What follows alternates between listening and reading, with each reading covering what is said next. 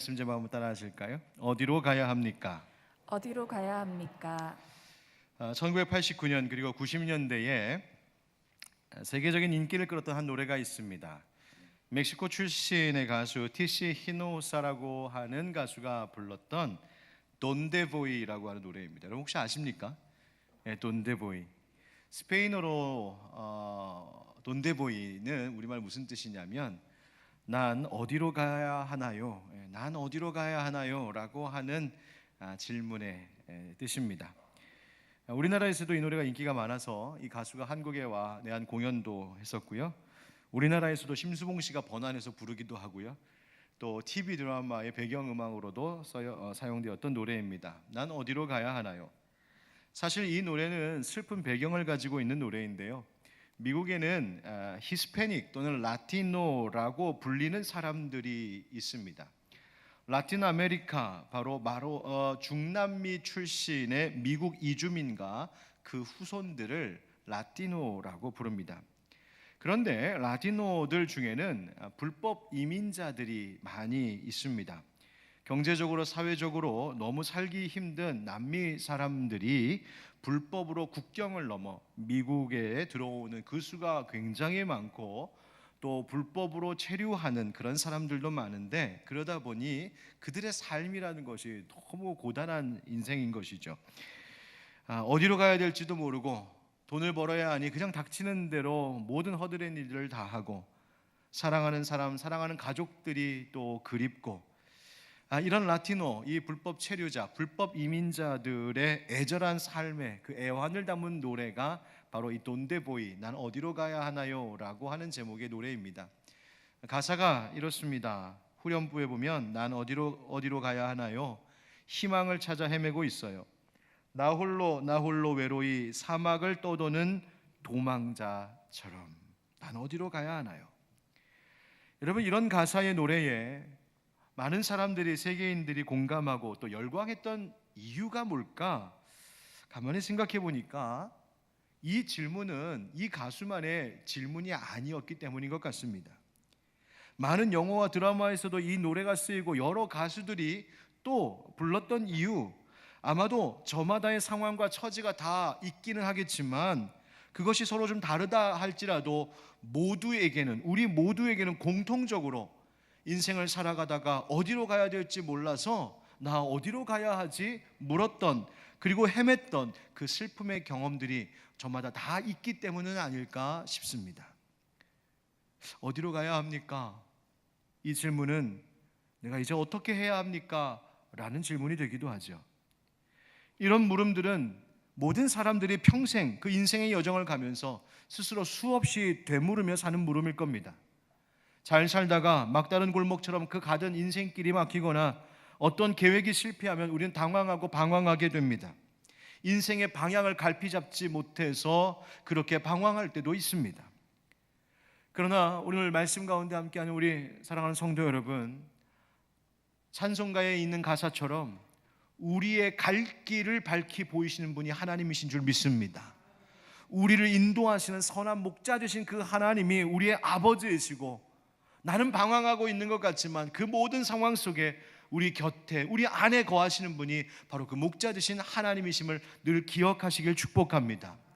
사실 사도 바울도 인생에 이런 경험을 했습니다. 바울이 2차 전도 여행을 하던 중에 방향을 잡지 못하고 이거 어떻게 해야 되나 되는 순간이 있었어요. 바울과 실라가 함께 복음을 전하기 위해서 길을 계획하고 가던 중에 무시아라고 하는 지역에 이르게 됩니다. 여러분, 성경에 보면 여러 지명들이, 사도행전에도 여러 지명들이 나오는데 작은 성읍, 도시를 가리키는, 그 성을 가리키는 이름도 있고 그 성들을 다 포함하고 있는 넓은 지역을 가리키는 그런 지명, 명칭, 이름도 있습니다. 여기서 무시아란 여러 지역, 여러 성들을 포함하는 넓은 지역을 가리키는 이름이에요.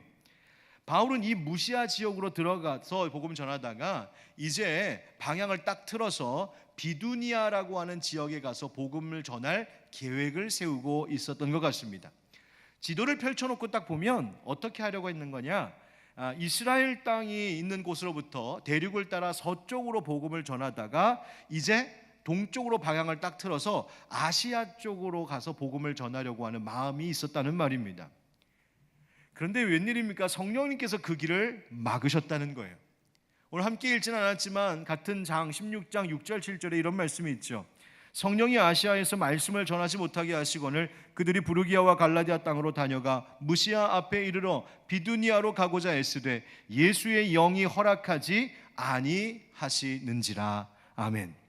여러분, 말씀 전하는 것이 잘못된 일입니까? 아닙니다. 복음 전하는 것이 잘못된 일입니까? 아닙니다. 하나님 기뻐하실 일이었고 지금까지 바울과 그 일행들이 이 일을 위하여서 목숨을 걸고 복음 전하며 여기까지 왔습니다. 그런데 갑자기 성령님께서 바울 일행이 가지고 있었던 그 계획을 반대하셨다는 말입니다. 가지 못하게 하셨다는 거예요. 거절하셨다는 겁니다.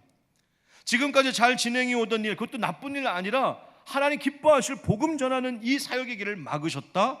왜 그러셨을까? 어떤 방법으로 막으셨을지 많은 학자들은 추측해 봤습니다. 바울과 함께하는 그 동역자들의 마음속에 내적인 감동을 일치하게 주셨던 것일까? 아니면 바울의 질병 문제, 건강 문제 때문인가? 아니면 바울이 복음 전하는 것을 싫어하고 시기질투했던 유대인들이 그 땅에서도 저항했었는가?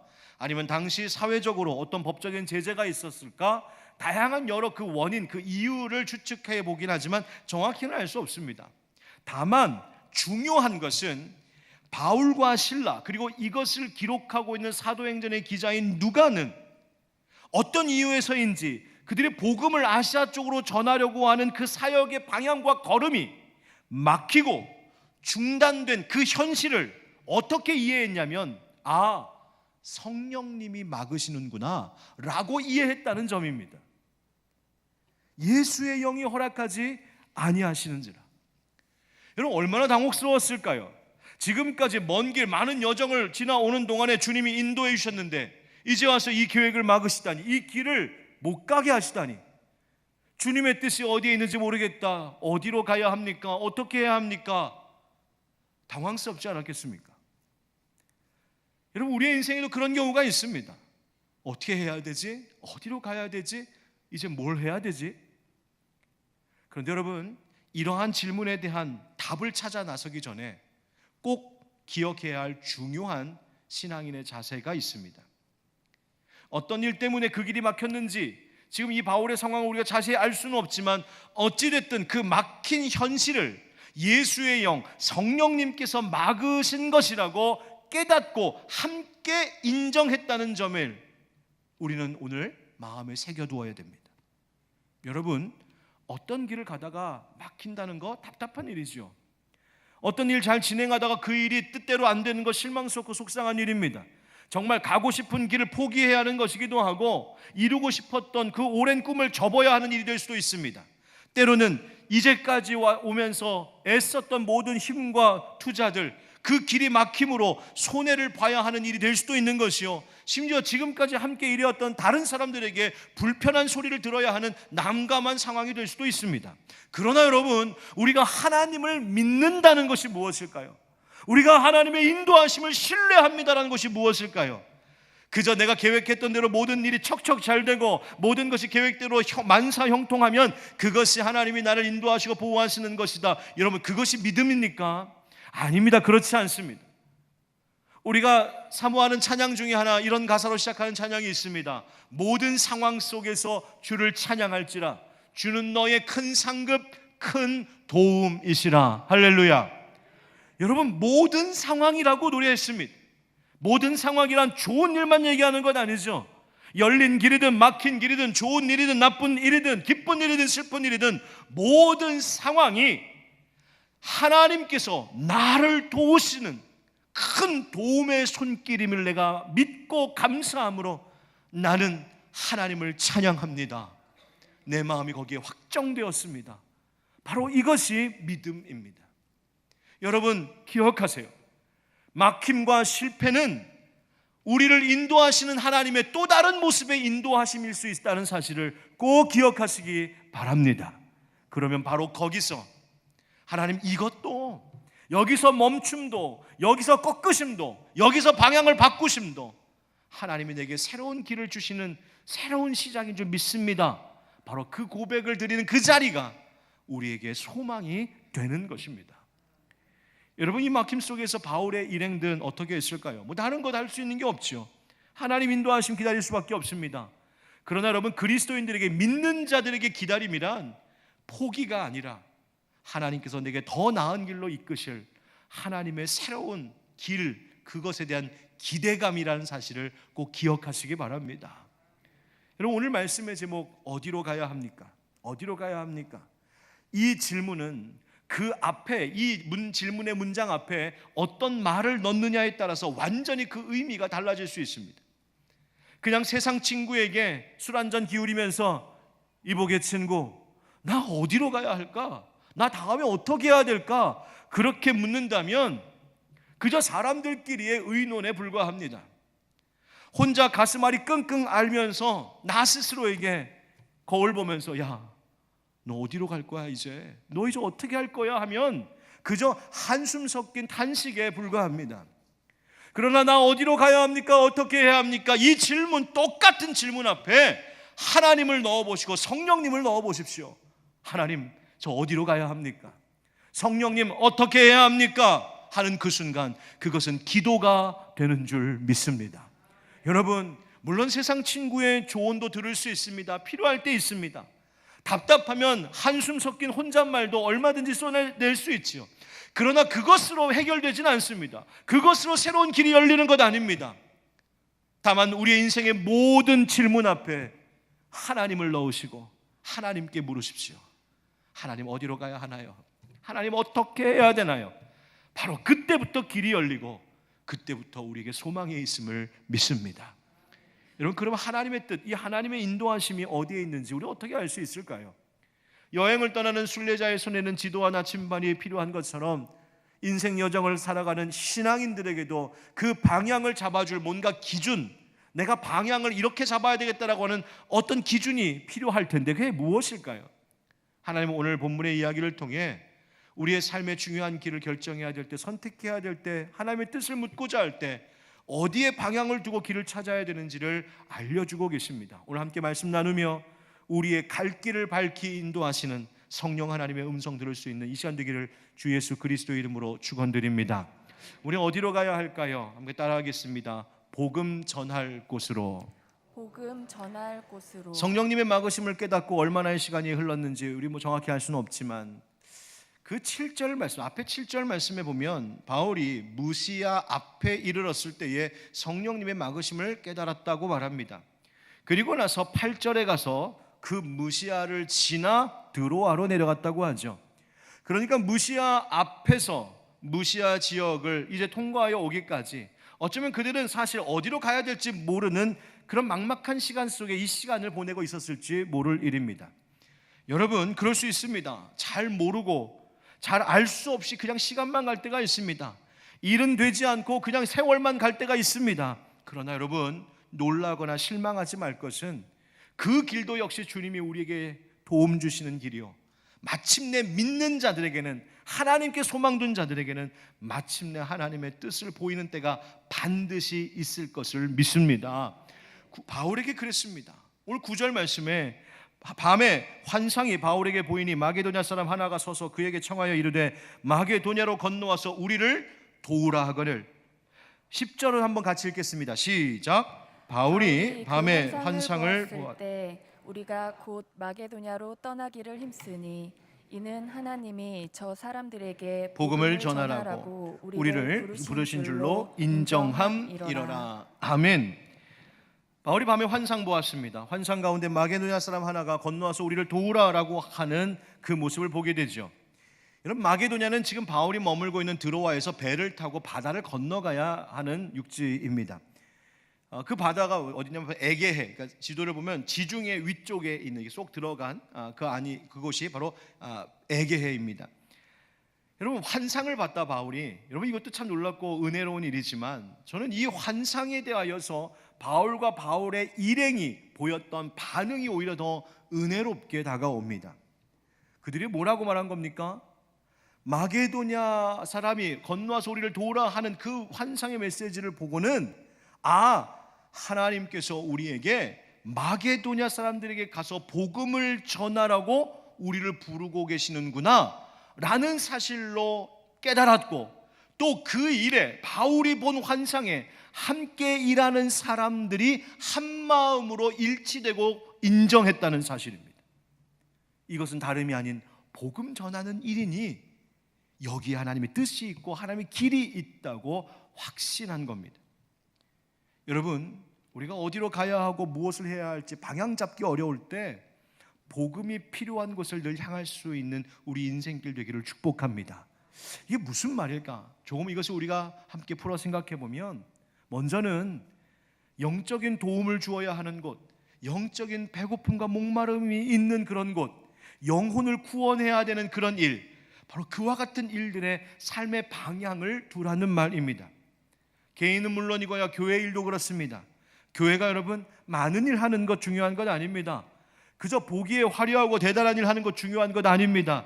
결국은 우리가 함께, 이 공동체가 우리가 함께 가려고 하는 방향이, 함께 이루려고 하는 그 어떤 일이 과연 영혼을 살리는 일인지를 늘 물으면서 점검해야 하는 것입니다. 우리가 하려고 하는 그 일이, 우리가 사명으로 알고 우리가 꿈으로 가지고 계획하고 비전으로 붙잡고 있는 그 일들이 과연 영혼을 구원하고 돌보고 영적으로 배고픈 이들에게 복음이라고 하는 생명의 양식을 먹이는 그런 일인지, 바로 그 점에 초점을 두고 거기에 우선을 두는 사역들이 되어야 된다는 말입니다. 뿐만 아니라 우리 각 사람이 실제로 복음 전하는 일도 해야 됩니다. 여러분, 분명 우리 곁에는 복음이 필요한 사람들이 있습니다. 다만 우리가 어쩌면 관심을 두지 않기 때문에 보지 못하고 있는 것일지 모릅니다. 여러분, 우리가 요즘에 개인적으로 또 목장 안에서, 목장 차원에서 함께 영혼 구원을 위하여 전도할 대상자를 품고 기도하고 우리 함께 힘쓰자 계속 이야기하고 있죠.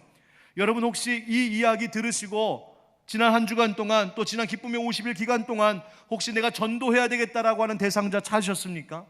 목사님, 없어요. 제가 주변에 둘러보니까 다 믿는 분들이에요.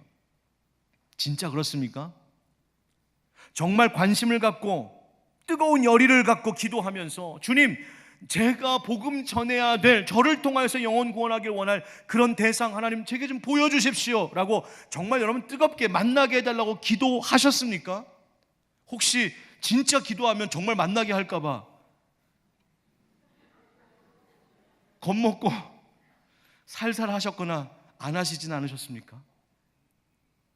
나의 무관심 때문에, 내가 용기를 내지 못해서, 내가 열심을 내지 못해서, 내 가까이, 내 가족 가운데, 내 친구 가운데, 내 지인들 가운데 누군가가 지금 영적인 기아 상태로 죽어가고 있는 이가 있다면, 여러분, 우리 안에서 그 모습을 지켜보고 계신 성령님께서 얼마나 속상해하시고 안타까워하실까요? 여러분, 어떤 일을 하든 이 일이 내가 예수 복음 전할 수 있는 기회가 될 수 있는지를 늘 염두하시기 바랍니다. 뿐만 아니라 복음 전할 곳을 향하여 삶의 방향을 정한다는 것은 우리가 모든 일에 있어서 복음의 원리를 따르면서 살아야 된다는 것을 말하는 겁니다. 우리는 말로, 입술로 복음을 전하기도 하지만 사실은 삶의 모습 그 자체가 복음 전도지가 되어야 됩니다. 우리가 살아가고 있는 삶의 모습, 나의 삶의 세상과 뭔가 좀 다른, 구별된, 남다른 그 삶의 모습이 마치 꽃의 향기와 같이 사람들을 이끌어낼 수 있어야 됩니다. 우리 그렇게 거룩한 삶을 살고 있을까요? 우리의 일상이 그런 전도가 되고 있습니까? 여러분, 저는 이것을 선교적 일상이라고 부르고 있습니다. 우리의 일상이 하나님을 향하여서는 예배가 되어야 되고, 우리의 일상이 이웃을 향하여서는 전도의 메시지가 되어야 된단 말입니다. 저 사람은 뭔가 다르네. 요즘 하늘빛 광송교회 다닌다고 하더니 뭔가 좀 많이 달라졌네. 여러분, 내가 살아가는 삶의 방식이 바로 그 복음의 원리를 따르는 삶이 될 때 비로소 우리는 거기에서 하나님이 기뻐하시는 삶의 방향들을 찾게 되는 겁니다. 여러분, 그럼 복음의 원리가 뭘까? 그것은 한마디로 말하면 십자가 원리입니다. 한 영혼을 향한 극진한 사랑입니다. 예수님께서 보이셨던 것처럼 자기를 부인하고 자기를 희생하는 십자가가 바로 복음의 원리이죠. 내가 죽고자 할 때 주님이 다시 살리시고, 내가 낮아져 겸손해지려고 할 때, 내가 섬기고 엎드리려고 할 때, 때가 되면 하나님이 높여주시는 그 십자가, 그 복음의 원리로 내가 삶의 일들을 결정지으며 살아갈 때 바로 거기에 하나님께서 내게 주시는 새로운 길들이 보이는 것입니다. 여러분, 내 삶에 가야 할 방향 찾지 못할 때 복음 있는 곳, 복음을 위한 자리를 향하시기 바랍니다. 바울이 마게도냐 사람들에게 복음 전하라는 성령님의 뜻을 알고 그 일행이 함께 마음을 모아 인정했던 것처럼 우리도 영혼을 살리고 복음을 위해 사는, 거기에 헌신되는 여러분 삶이 되기를 예수님의 이름으로 축원드립니다. 두 번째, 우리 어디로 가야 될까요? 따라합시다. 기도하는 곳으로. 기도하는 곳으로. 여러분, 바울이 배를 타고 바다를 이제 건너갔습니다. 12절 말씀에 보니까 빌립보에 이르렀다고 하죠. 빌립보 성은 그 마게도냐 넓은 지역 가운데 제일 처음 그 지역에 들어서면 만나게 되는 첫 번째 성이 바로 빌립보였다고 합니다. 여러분, 한번 물어보고 싶습니다. 여러분은 어디 낯선 곳에 가시거나 뭐 여행을 가시든지 아니면 아예 새로운 지역에 이렇게 딱 이사를 가시게 되거나 그러면 여러분 무엇을 가장 먼저 찾아보십니까? 여기 이사 왔으니까 우리 자녀들 보낼 학교, 유치원 어디 있나 먼저 찾아보시나요? 내가 몸이 좀 안 좋으니까 가까이 어느 좋은 병원 있나 찾아보십니까? 아니면 근처에 맛집이 어디 있나, 장보기 좋은 마트는 없나, 어디 놀러 가기 좋은 곳은 없나, 그런데 혹시 찾으십니까? 여러분, 오늘 이 말씀을 듣는 여러분들은 어디를 가든지 새로운 곳에 갔을 때 항상 예배하고 기도할 곳을 먼저 찾으시기를 축복합니다. 교회를 먼저 찾으시라는 말입니다. 우리 교회에 요즘 계속 새가족들 등록하시는 성도님들과 이야기 나누다 보면 이런 말씀들 많이들 하세요. 목사님, 이 동네에 또 코로나 기간 중에 이사를 이쪽으로 오게 됐는데 그동안 좋은 교회 찾다가 또 기도하면서 하나님 좋은 교회 인도해달라고 하다가 하나님 인도해 주셔서 여기 왔습니다. 얼마나 감사한지요. 또 우리 교회에서 신앙생활하다가 아주 멀리 좀 이사 가시는 분들, 그래서 교회를 불가피하게 옮길 수밖에 없는 분들이 떠나면서 제게 부탁하는 기도의 제목이 뭔지 아십니까? 목사님, 저희 그곳에 가서 좋은 교회, 건강한 교회 만나게 해주세요. 그리고 목사님 좋은 교회 있으면 좀 추천도 해주시고요. 참 좋은 것이라고 생각합니다. 올바른 것이고요, 귀한 일이라고 생각합니다. 왜 그렇습니까? 새로운 곳을 갔을 때에 교회 먼저 찾고 예배하는 곳, 기도할 만한 곳을 찾는 것 중요합니다. 바로 그것이 그곳에서 시작되는 나의 새로운 일상과 생활의 우선순위를 결정짓는 일이기 때문에 그렇습니다. 하나님을 우선해 두면 하나님이 그 삶을 우선적으로 챙겨주실 줄 믿습니다. 바울 일행이 그랬어요. 빌립보에 이르러서 기도할 곳을 찾아갔습니다. 13절 말씀해 보니까 안식일에 우리가 기도할 곳이 있을까 하여 문 밖 강가에 나가 거기 앉아서 모인 여자들에게 말하는데, 기도할 곳이 어디일까? 당시 기도하는 곳은 회당이었죠. 그런데 회당이 주변에 없을 경우에 혹은 여성들이 남성들을 좀 피하여 모이고자 할 때 주로 찾던 장소 중에 하나가 바로 강가였습니다. 그래서 바울이 이곳에 강가에 기도하는 곳이 있을까 싶어 그곳에 갔더니 거기에 모여있는 여자들이 있었고 그 여자들에게 말했다고 성경이 기록하고 있죠. 이 말했다는 말은 그 원문을 보면 그 의미가 복음 전했다는 말입니다. 보십시오. 기도하려고 하는 바울의 발걸음을 성령님께서 인도하셔서 복음을 들어야 할 자들을 만나게 하셨다는 겁니다. 여러분, 이 12절에서 밝히고 있는 것처럼 빌립보라고 하는 성은 그 당시 로마의 식민지였습니다. 얼마나 로마가 크게 득세했던 때인지 이 빌립보는 로마의 축소판 도시라고 부를 만큼 그렇게 매우 로마적인 성읍이었습니다. 황제의 막강한 권세가 미치고 있었고 로마의 세속적이고 타락한 문화가 가득한 그 빌립보, 그런데 거기에도 강가에서 기도하는 사람들이 있었다는 거죠. 여러분, 하나님은 오늘 이 시대에 오늘 같은 세속적인 환경 속에서도 여전히 기도하는 사람들 찾으시고 기도하는 자들을 불러 모으시고 기도하는 자들을 통하여서 새 일을 시작하시는 줄 믿습니다. 너무나 안타까운 것은 이 한국 교회 가운데, 이 땅 가운데 점점 기도하는 모임들이 사라져가고 있고 기도하는 사람들이 줄어들고 있고 기도의 소리가 적어지는 우리의 이 한국 교회의 상황이 너무나 안타까운 일이죠. 여러분, 이제는 소망이 없다, 소망이 사라졌다 할 때가 언제인지 아십니까? 재난이 반복되어 찾아오고 전쟁이 끊어지지 않을 때? 아닙니다. 뭐 이런 말도 있죠. 물가는 계속 오르는데 내 월급만 안 오르고 자식들 성적만 안 오르고 혈압만 오르고. 여러분, 그럴 때 소망이 없는 것일까요? 아닙니다. 우리에게 정말 소망이 없게 될 때는 기도의 소리가 적어지고 사라질 때입니다. 하나님은 기도하기를 사모하는 사람들을 기뻐하시고 그 사람들을 통하여 언제나 새로운 소망을 시작하시기 때문입니다. 기도는 어디로 가야 될지 몰라 방황하는 우리들의 발걸음을 인도하시는 하나님의 손길입니다. 그러니 그 손을 잡으셔야 하는 것이죠. 기도하는 것을 찾아가야 됩니다. 기도하는 사람들과 함께 하셔야 됩니다. 올바른 기도가 무엇입니까? 기도는 하나님께서 우리의 마음이 하나님의 뜻에 맞도록 조정할 수 있도록 나를 드리는 일입니다. 그래서 기도하는 자들에게는 하나님께서 하나님의 마음을 부어주십니다. 기도할 때에 생각하지 못했던 길들을 보여주십니다. 기도할 때에 하나님이 예비하신 좋은 만남들도 이루어지게 하십니다. 기도할 때에 내가 할 수 있는 그 능력 그 이상으로 도우시는 강력한 하나님의 손길이 우리 가운데 함께하는 줄 믿습니다. 그러니 기도하는 곳 찾으셔야죠. 기도하는 사람들과 함께 하셔야죠. 여러분 각자가 기도의 자리를 지키셔야죠. 무슨 일을 하든지 기도의 자리 먼저 가야 됩니다. 인생 가는 길 막히면 나 어디로 가야 돼? 그 정답 찾으려 하기 전에 기도하는 자리 먼저 찾는 우리 귀한 하늘빛 광성교회 성도들 되길 주의 이름으로 축원드립니다. 세 번째, 우리 어디로 가야 될까? 따라합시다. 섬김이 필요한 곳으로. 섬김이 필요한 곳으로. 바울이 복음을 전했던 그 여인들의 무리 가운데 루디아라고 하는 여자가 있었다죠. 그에 대하여 성경이 이렇게 말하고 있습니다. 14절에 두아디라시에 있는 자색 옷감 장사로서 하나님을 섬기는 루디아라는 한 여자가 말을 듣고 있을 때 주께서 그 마음을 열어 바울의 말을 따르게 하신지라. 아멘. 자색 옷감 장사, 여러분 많이 들어보셨죠? 옛날 그 로마의 귀족들이나 왕족들이 즐겨 입던 그 값비싼 옷천, 큰 도시 빌립보에서 자색 옷감 장사했다는 건 이 비싼 염료로 처리된 옷감을 전문으로 취급했다는 이야기인데, 그렇다면 이 여인의 사업이 적지 않았음을 말하는 겁니다.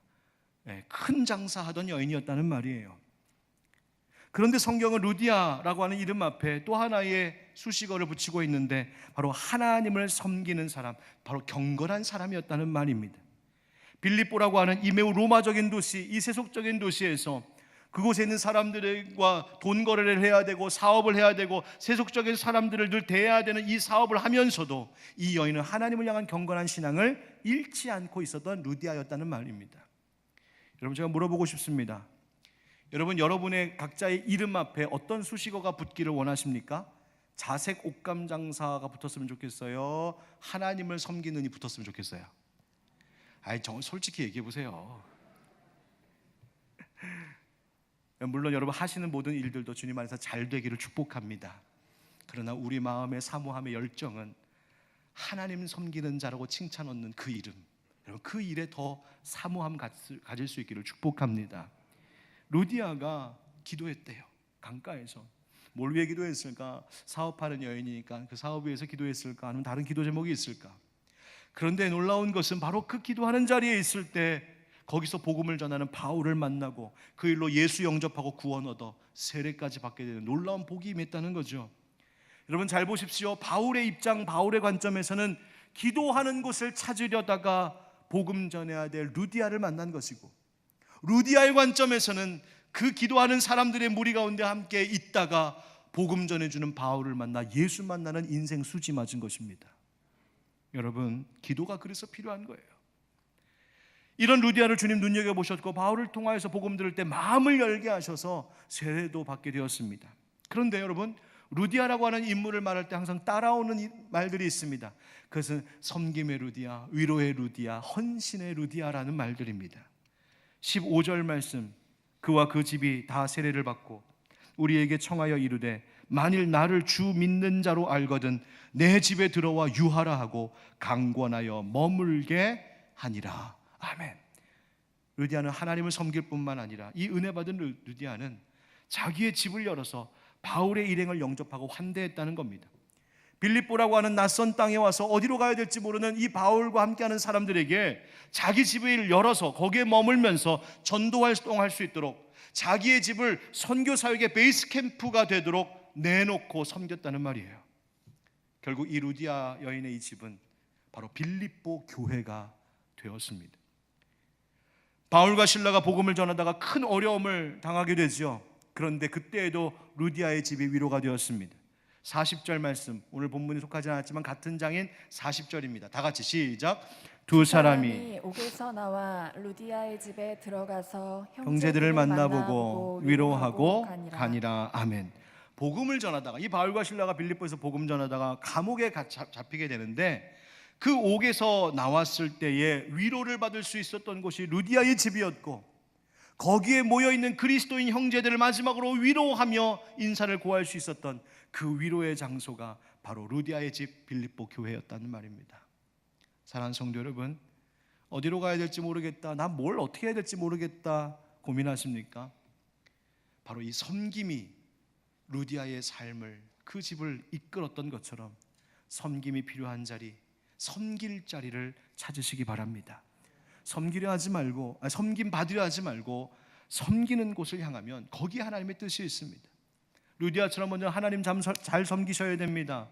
루디아처럼 복음의 사역자들 바울과 실라를 그들이 섬겼듯이 복음의 일꾼들, 주의 종들 잘 섬기셔야 됩니다. 그것이 복음을 위한 일에 동역하는 것이고 여러분이 복을 얻는 길입니다. 그리고 언제나 교회와 형제들을 위한 섬김의 자리에 있으셔야 됩니다.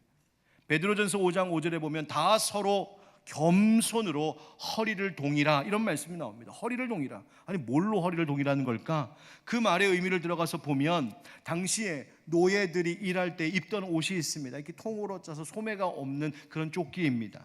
그런데 그냥 그 상태로 일을 하다 보면 앞이 막 지저분해지고 더러워지니까 이것을 깨끗하게 유지하기 위하여 앞에 앞치마 같은 것을 두르는데, 바로 여기서 허리를 동이라라고 하는 말이 앞치마매라는 말입니다. 여러분, 앞치마 메고 패션쇼 나가는 사람 없습니다. 앞치마 메고 놀러 다니는 사람 없습니다. 앞치마 맨다는 것은 내가 이제 섬기겠다는 겁니다. 내가 설거지도 하고 빨래도 하고 청소도 하고, 내가 앞치마 맨다는 것은 험한 일, 남들 하지 않는 일 내가 하겠다는 이야기입니다. 성경은 우리에게 그 허리를 동이라고 말씀하고 계십니다. 여러분, 저는 스스로 마음속에 늘 품고 사는 생각 하나 있습니다. 저는 주님 주신 깨달음이라고 여겨집니다. 우리가 늘 주님 만나길 원하죠. 예수님 만나고 싶어 하죠.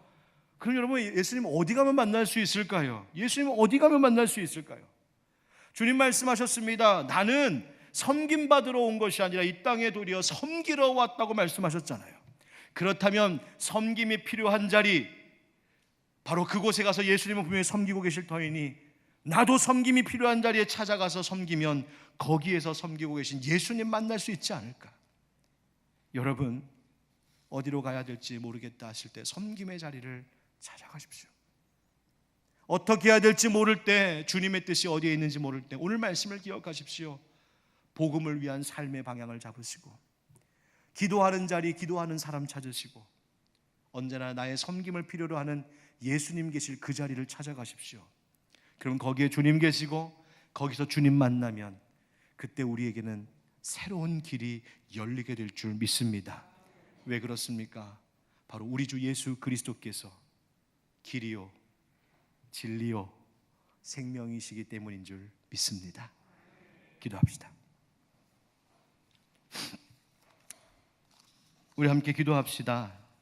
때로는 어디로 가야 될지 어떻게 해야 될지 몰라 막막한 순간, 주님, 오늘 하나님 우리의 삶의 선택의 방향성을 어디에 두어야 되는지 가르쳐 주셨으니 복음 향하게 하시옵소서. 기도의 자리를 찾게 하시옵소서. 섬김이 필요한 곳을 향하게 하옵소서. 말씀 들은 대로 순종하게 하여 주옵소서. 우리 한번 같이 각자 기도하겠습니다. 기도합시다. 은혜가 풍성하신 아버지 하나님, 오늘도 하나님 주신 말씀으로 우리를 또 새롭게 하여 주시니 감사합니다. 어디로 가야 합니까? 어떻게 해야 됩니까? 우리의 삶에 앞길이 막막할 때가 있습니다. 그러나 주님, 선한 목자 되신 주님이 우리의 삶을 이끄시는 줄 믿습니다. 주님, 복음을 위하고 복음의 원리를 따르는 삶의 방향성을 둘 때 하나님 거기에 새 길이 있을 줄 믿습니다. 기도의 자리를 찾고 기도하는 사람들과 함께 할 때 하나님 거기에 소망이 있는 줄 믿습니다. 주님, 섬김이 필요한 곳, 거기에 예수님 계신 줄 알고 나도 늘 섬기게 하여 주시옵소서. 주님, 우리의 갈 길을 인도하여 주시고 하나님 우리에게 새 길을 열어주시옵소서.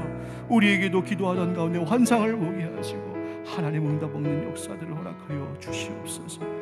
예수님의 이름으로 기도합니다.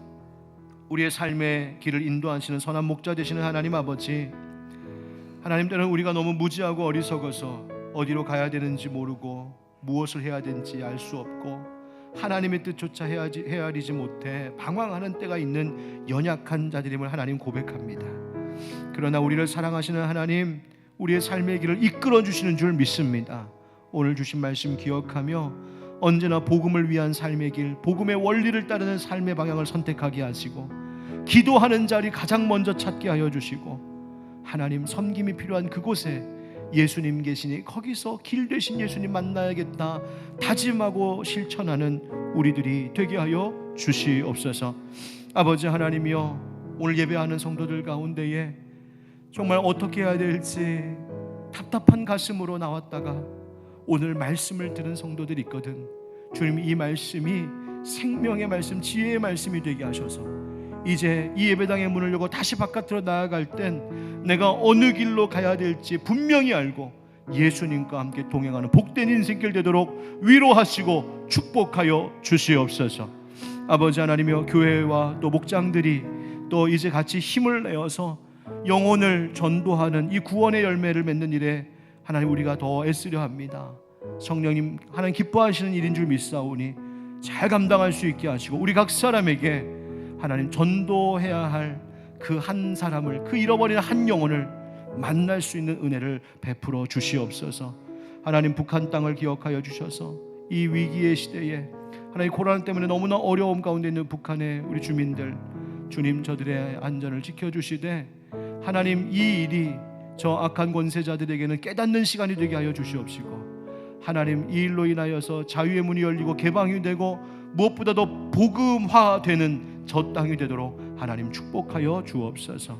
아버지 하나님, 온 열방 가운데 주의 복음 위하여서 목숨을 걸고 사명 감당하는 우리 선교사님들과 그 사역 가운데 우리 하나님 바울과 동행하셨던 하나님 함께하여 주셔서 늘 승리의 소식 들을 수 있도록 축복하여 주옵소서. 우리 주 예수 그리스도의 이름으로 기도하옵나이다. 아멘. 우리 다 같이 일어나서 힘차게 우리 박수 한번 찬양하겠습니다.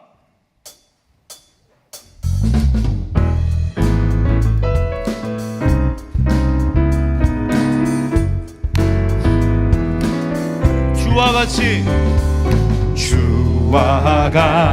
길 가는 것 즐거운 일 아닌가. 우리 주님 걸어가신 발자취를 밟겠네. 어린아이 같은 우리 미련하고 약하나 주의 손에 이끌려 생명길로 가겠네. 할렐루야. 한 걸음 한 걸음 주 예수와 함께 날마다 우리 걸어가리. 꽃이 피는 들판이나 험한 골짜기라도 주가 인도하는 대로 주와 같이 가겠네. 한 걸음 한 걸음 주 예수와 함께 날마다 우리 걸어가리. 한 걸음 한 걸음 주 예수와 함께 날마다 우리 걸어가리. 할렐루야. 우리의 목자 되신 주님을 찬양합니다. 축도하겠습니다. 이제는 우리 주 예수 그리스도의 은혜와 하나님 아버지의 놀라우신 사랑과 성령님의 감화감동 교통 역사하심과 그 길을 인도하심이 오늘 하나님의 말씀을 듣고 어디로 가야 합니까? 삶의 물음이 나올 때마다 하나님 어디로 가야 됩니까? 기도하며 복음을 위하여 또 섬김의 자리를 위하여 나아가겠습니다. 다짐하는 우리 모든 주의 백성들, 성도들 머리 위에 사랑하는 이 교회와 속한 모든 가정들과 오늘 말씀을 듣고 예배하며 돌아가는 모든 이들의 발걸음 가운데 이 나라와 이 땅 북한과 온 열방 가운데 영원까지 함께 하시기를 간절히 축원하옵나이다. 아멘.